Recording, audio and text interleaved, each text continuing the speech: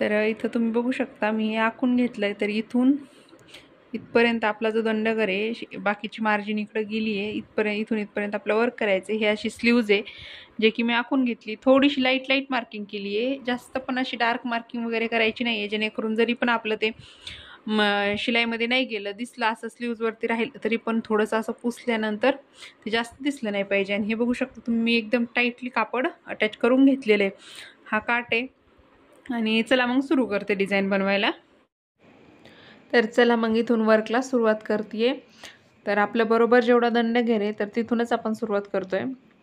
आणि अर्धा इंचपेक्षा कमी किंवा अर्धा इंच तुम्ही इथं शिलाईमध्ये जाण्यासाठी सोडू शकता. तर मी इथं माझ्या अकॉर्डिंग सोडलेले अर्धा इंचपेक्षा कमी किंवा अर्धा इंच पण सोडू शकता. तर त्यानंतर इथं आपण बघू शकता बरोबर स्ट्रेट अशी शुगर बीट्सची मी लाईन देऊन घेते. तुम्ही याच्या अगोदर 1-2 चेन स्टिच पण देऊ शकता जरी थ्रेडने, पण मी इथं जरी थ्रेडने चेन स्टिच न देता इथं डायरेक्ट शुगर बीट्सची लाईन देऊन घेते. तुम्हाला हवे असेल तर तुम्ही 2-3 स्टिच पण देऊ शकता, पण इथं मी डायरेक्ट लाईन्स देऊन घेतली आहे. तर इथं तुम्हाला 2-2 किंवा 3-3 मणी टाकून ही लाईन कंप्लीट करायची. जास्त मणी वर्कमध्ये टाकायची नाही आहे, तर 2 किंवा 3च मणी टाकायचे आहेत. तर त्यानंतर इथे बघू शकता हे थोडेसे मोठे मणी इथं, तर शुगर बीटपेक्षा. तर मग याची लाईन पण मी इथं देऊन घेते आहे. तर ही पण लाईन तुम्हाला एकदम चिटकून द्यायची आहे. जिथं आपण शुगर बीट्सची लाईन दिली आहे तर त्या आणि ह्या लाईनच्या मध्ये थोडा पण गॅप पडला नाही पाहिजे. किंवा मग आपण जी मोठ्या मण्यांची लाईन देऊ राहिलो तर त्या मण्यांमध्ये पण गॅप नाही पडला पाहिजे. म्हणजे तुम्ही जेवढं चिटकून काम करणार तर तेवढं तुमच्या याला फिनिशिंग जास्त येणार. तुम्ही थोडा थोडा गॅप टाकत गेले तर ती फिनिशिंग सगळी बिघडते. तर त्यामुळं मग तुम्ही प्रॉपरलीमध्ये एकदम जवळजवळ घ्यायचं आहे. मी बघू शकता तुम्ही कशी लाईन दिली तुम्हाला पण सेम तशीच द्यायची. इथं माझी दुसरी पण लाईन देऊन झाली आणि आता मी तिथून लगेच शुगर बीट्सची लाईन द्यायला सुरुवात केली आहे. तर ही लाईन पण बघू शकता मी एकदम त्याच्या जवळ देते आहे, मोठ्या मण्यांच्या एकदम जवळ चिटकून ही शुगर बीट्सची लाईन देते आहे. कुठेही गॅप पडू देत नाही आहे, कुठेही गॅप पडू द्यायचा नाही, म्हणजे एकदम प्रॉपर फिनिशिंगमध्ये काम दिसतं. तर ही पण लाईन मी पूर्ण देऊन घेते.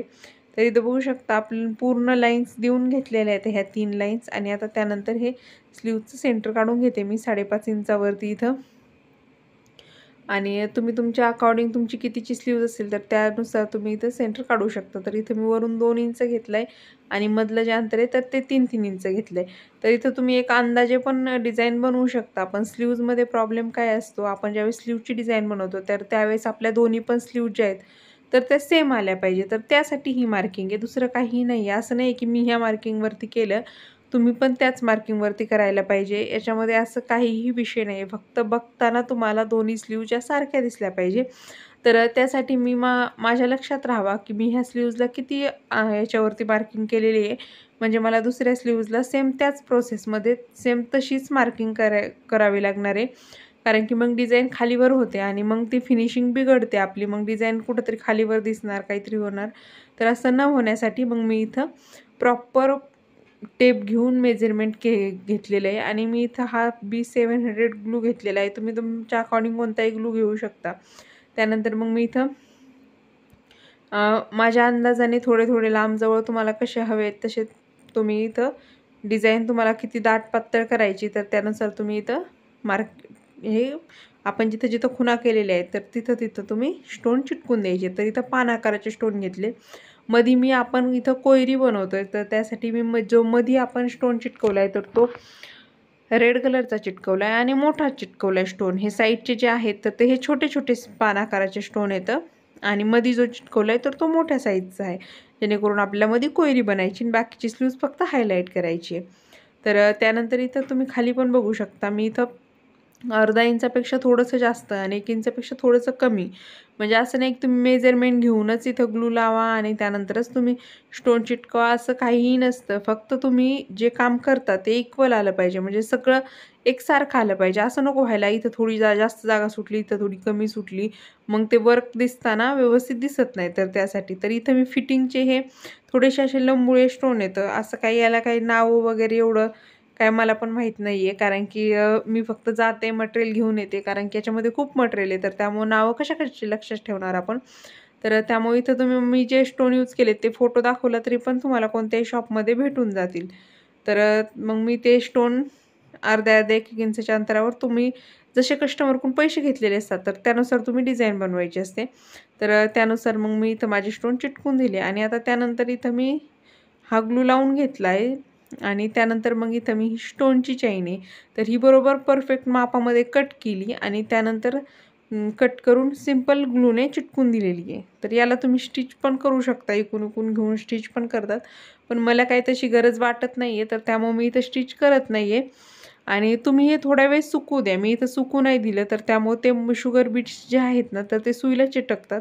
परंतु हा ब्लाऊज इतका अर्जंट होता, म्हणजे मी एक रात्र पूर्ण सकाळपर्यंत जागली आहे आणि मग त्यानंतर हा ब्लाऊज कंप्लीट करून दिला आहे. कारण की त्यांचं लग्न होतं.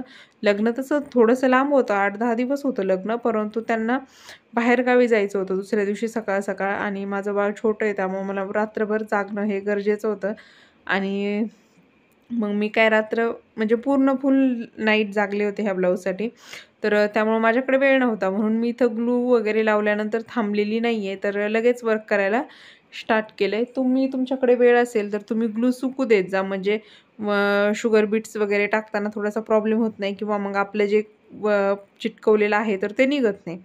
पण इथं आता मला थोडी प्रॅक्टिस जमतं आहे, म्हणून मग मी तसं पण करते कधी-कधी. तर इथं बघू शकता ही जी आहे, तर ही पायपिंगची नॉड आहे.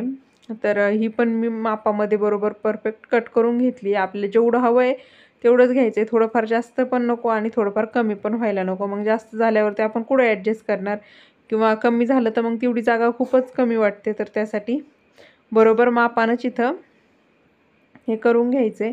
आणि इथं बघू शकता तुम्ही पायपिंगची जी नॉड आहे तर ती मी इथं घेतली आहे आणि तिला इकून बरोबर असे झिगझॅगमध्ये स्टिच देते आहे. तर इथं व्हिडिओ थोडासा फास्ट केला आहे, कारण की मग सगळंच दाखवायचं म्हटल्यानंतर एक तर व्हिडिओ खूप मोठा झाला आहे, हा ऑलरेडी 16 मिनिटाचा व्हिडिओ झालेला आहे. तर जास्तच मोठा व्हायला नको, म्हणून मग थोडं कुठं क्लिप मी ह्या फास्ट केल्या आहेत, कारण की तुमच्या लक्षातच येत असेल थोडं पाहिलं तरी पण मी इकून झिगझॅग टाईपमध्ये फक्त शिवून घेतलेलं आहे. आणि तुम्ही ही जी आहे पायपिंगची नॉट ही ग्लूनी चिटकू पण शकता, फॅब्रिक ग्लूनी, आणि थोडा वेळ सुकायला ठेवलं तरी पण ती अजिबात हलत नाही, निघत नाही. परंतु माझ्याकडे वेळ कमी होता, म्हणून मग मी अशा प्रकारे स्टिच केले. तुम्ही अशा प्रकारे पण स्टिच करू शकता. तर इथं बघू शकता तुम्ही मी याचे स्टोन घेतलेले आहेत. तर हे कट पाईप येतं आणि हे कट पाईप मी इथं घेते. कट पाईप थोडेसे जास्त शाईन करतात, मग आपलं वर्क छान वाटतं. तर त्यासाठी मी इथं कट पाईप यूज केले आहेत. आणि कट पाईप हे मी 3-3 टाकते आहे. आणि इथं वर जाताना बघू शकता मी वर जाताना एक पण पाईप म्हणजे एक पण हे टाकत नाही आहे पाईप्स. खाली येताना मी 3 हे टाकते आहे. तर इथं तुम्हाला हे लक्षात ठेवायचं आहे की ज्यावेळेस आपण वरच्या साईडला वर्क करत जातो तर त्यावेळेस फक्त धाग्यानेच वर्क करायचं आहे, म्हणजे धागाच घेऊन जायचा आहे, जेणेकरून आपली फिनिशिंग जी आहे तर ती एकदम प्रॉपर येते. असं नाही की आपण वरती जाताना पण मणी टाकतोय, खाली येताना पण टाकतोय, असं नाही करायचं. आपण आता वरती जाताना मोकळी सुई घेऊन जातोय, फक्त थ्रेड, आणि खाली येताना मग मी स्टोन म्हणजे सॉरी मणी टाकते आहे. तर इथं काय होतं असं केल्यानं तुमच्या वर्कला फिनिशिंग एकदम छान बसते आणि जो शेप द्यायचा आहे आपल्याला तर तो एकदम प्रॉपर व्यवस्थित शेप येतो. तर इथं बघू शकता तुम्ही बरोबर गोल आकारामध्ये शेप आलेला आहे. तर इथं काय करायचं आहे आपल्याला, बरोबर दोन्हीचं पण मध्ये सेंटर आलं पाहिजे. तर त्यासाठी इथं आता मी गाठ मारून घेणार आहे आणि त्यानंतर परत वरच्या साईडने इकडून स्टार्ट करणार आहे. कारण की इथं आपल्याला काय करायचं, दोन्हीचं पण मध्ये सेंटर आलं पाहिजे, म्हणजे दोन्ही असं जो एक पानचा शेप असतो ना, तर तो बरोबर वाटला पाहिजे. ह्या साईडनं पण बरोबर असं खाली येतं, ह्या साईडनं पण बरोबर असं खाली येते. म्हणजे बघितल्यानंतर असं नको व्हायला की एका साईडनं असं झालं आहे, दुसऱ्या साईडनं असं झालं आहे. म्हणजे ह्या वर्क करताना खूप छोट्या गोष्टी असतात ज्या की आपण लक्षात घेऊन वर्क केल्यानंतर ते प्रॉपर एकदम फिनिशिंगमध्ये वर्क दिसतं. तर इथं बघू शकता तुम्ही मी बरोबर ह्या साईडनं अर्ध करून घेतलं आहे आणि त्या साईडनं परत इकडून अर्ध करायसाठी वरती गेली आहे. म्हणजे दिसताना पण एकदम छान वाटतं आणि आपल्याला पण एक अंदाज येतो की आपल्याला कुठं कसे मणी टाकायचे आहेत, म्हणजे खालीवर वगैरे काहीही होत नाही. तुम्ही ज्यावेळेस राऊंडनी करायला गेले असते तर मग ते शेप जो आहे तर तो बिघडला असता कुठंतरी. म्हणून मग मी अगोदर इकडची अर्धी साईड केली आणि त्यानंतर मग इकडची अर्धी साईड केली.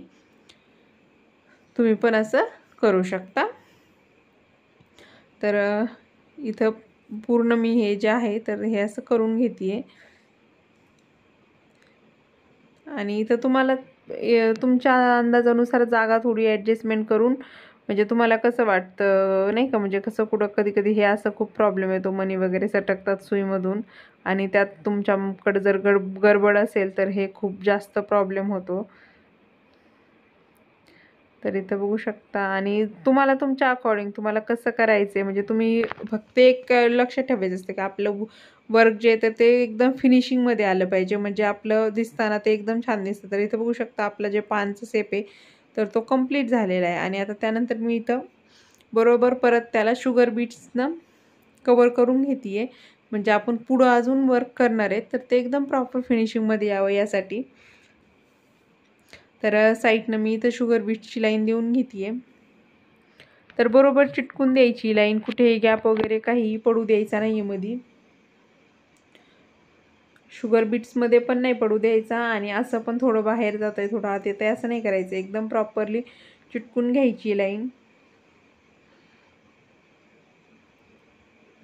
तुम्हाला अजून काय काय प्रॉब्लेम्स आहेत कोणत्या कोणत्या बाबतीमध्ये तर ते मला कमेंट करून सांगत जा, किंवा काही क्वेश्चन्स असतील तर मला कमेंटमध्ये विचारत जा, मी प्रत्येक कमेंटचा रिप्लाय देत असते. आणि तुम्हाला पण असे सुंदर ब्लाऊज बनवायचे असतील तर मी माझा नंबर डिस्क्रिप्शनमध्ये देते आहे, तिथून मला कॉन्टॅक्ट करा, कुरिअरनी मी ब्लाऊजची ऑर्डर घेते. तर त्यासाठी तर इथं बघू शकता मी इथं गाठ मारून घेतली आहे आणि आता त्यानंतर परत मी इथं स्टोनची जी चैन आहे आपली स्टोन चैन तर ती इथं मी परत लावून घेते आहे.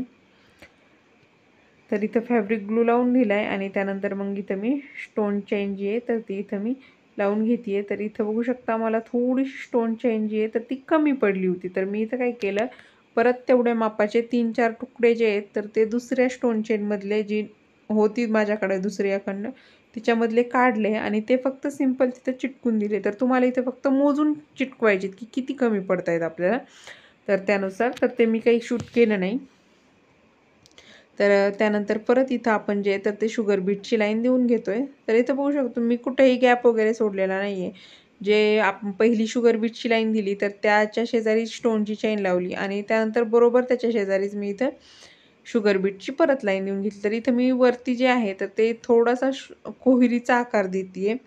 तर तुम्ही तुमच्या याने पान पण ठेवू शकता किंवा कोहिरी पण करू शकता, तुम्हाला जसं हवं आहे तसं तुम्ही ठेवू शकता. पण इथं मला थोडंसं कोहिरी टाईप पाहिजे होतं म्हणून मी थोडंसं समोर कोहिरीसारखं वाढवलेलं आहे आणि त्यानंतर परत मग इथं जे ते वर्क करायला सुरुवात केली. तर इथं बघू शकता तुम्ही मी थोडे मोठे मणी घेतलेले आहेत आणि त्यानंतर मग त्याने राऊंडला बरोबर कोहिरीच्या शेपला राऊंडमध्ये ते मणी स्टिच करून घेते आणि आता आपण इथपर्यंत स्टिच केलेत आणि आता मी इथून पुढं परत तुम्हाला थोडंसं क्लिप दाखवते. तर इथं ज्यावेळेस तुम्हाला असं फिरवायचं असतं ना तर त्यावेळेस तुम्ही एक एक मणी टाकायचा, 2 नाही टाकायचे, जेणेकरून काय होतं एक एक मणी टाकल्यानंतर तो प्रॉपर फिनिशिंगमध्ये येतो. तर आता इथं बघू शकता आपल्या कोहिरीला थोडंसं टोक आलं पाहिजे, हे असं टोक दिसत नाही आहे. तर त्यासाठी मी इथं काय केलं, एक परत इथं गाठ मारून घेतली आणि त्यानंतर ह्या 2 मण्यांच्यामध्ये परत एक मणी टाकला आणि तिथं मी परत बरोबर एक मणी टाकून गाठ मारून घेतली. तर इथं बघू शकता आपल्या कोहिरीला बरोबर मग टोक आलेला आहे. तर ह्या छोटे छोटे पॉईंट्स असतात तर ते तुम्ही लक्षात ठेवले तर मग वर्क फिनिशिंगमध्ये येतं. असं वाटत नाही की आपण कुठंतरी काहीतरी केलं आहे म्हणून केलं आहे, असं नाही करायचं. आपण ज्यावेळेस काम करतो त्यावेळेस तुमचं काम एकदम प्रॉपर फिनिशिंगमध्ये असेल तर ते दिसताना पण प्रोफेशनल वाटतं आणि मग तुम्हाला पण समोरच्या माणसाला पण ते आवडतं आणि मग आपण पण पैसे घ्यायला किंवा पैसे सांगायला मोकळे होऊन जातो. कारण की आपण पण एवढे पैसे घेतलेले असतात त्यामुळं आपण पण काम तसं त्यांना दिलं पाहिजे त्यासाठी. तर इथं पानाकाराचे जे स्टोन होते आपले तर त्याला मी इथं साईडनं बरोबर वर्क करून घेते आहे, म्हणजे सॉरी शुगर बीट्सना आउटलाईन देऊन घेते, एवढंच करते, दुसरं काही करत नाही. कारण की आपली बाकीची स्लीव जी आहे ती एकदम प्लेन दिसायला नको, त्यामुळं मी जिथं जिथं डॉट्सवरती आपण डॉट करून पानाकाराचे स्टोन जे आहेत तर ते चिटकून दिले होते तर तिथं तिथं फक्त मी त्याला हायलाईट करून सगळ्या जिथं जिथं पानाकाराचे स्टोन होते तेवढ्या पण पानाकाराच्या स्टोनला बरोबर मी इथं शुगर बीट्सने आउटलाईन देऊन घेतली. आता इथं खाली बघू शकता बॉर्डरला आपण जे फिटिंगचे स्टोन चिटकवले होते हे लंबुळे थोडेसे, तर त्याच्यामध्ये मध्ये थोडासा गॅप आहे. तर आपली डिझाईन भरगच्च दिसावी, आपली डिझाईन एकदम अशी उठून दिसावी भरगच्च, तिथला गॅप थोडा भरून यावा. तर याच्यासाठी मी काय केलं आहे, तर इथं 3 मणी टाकते आहे आणि त्यानंतर एक मोठा मणी टाकते आहे. बघू शकता वरून खाली येते आहे.